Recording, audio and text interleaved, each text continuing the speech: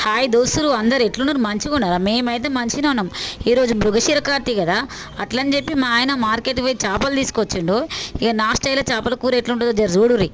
ఇక గిన్నె తీసుకొని మంచి అందులో కారం వేసి, ఉప్పు వేసి, అల్లం వెల్లుల్లి పేస్టు, జీలకర్ర పౌడరు, ధనియాల పౌడరు, మెంతి పౌడరు ఇక వేసి మంచిగా చేపలకు పట్టించి ఇక గంట సేపు నానబెట్టినాక ఇక ఉల్లిగడ్డలు తీసుకొని పొయ్యి మీద కాల్చి పేస్ట్ చేసిన, కొబ్బరి పేస్ట్ చేసి ఒక గిన్నె తీసుకొని పొయ్యి మీద పెట్టి నూనె పోసి ఆ చేపలు వేసి అందులో మంచిగా వేయించినాక ఇక చింతపండు నానబెట్టుకున్నాం కదా, ఆ పులుసు విసుక అందులో పోసినాక మంచిగా దాంట్లో ఉడకనిచ్చినాక ఇక దించే ముందు ఇంత గరం మసాలా వేసుకొని దించినాక ఇక దాన్ని చూసుకో మంచి అన్నంలో వేసుకొని తింటే మజానే మజా.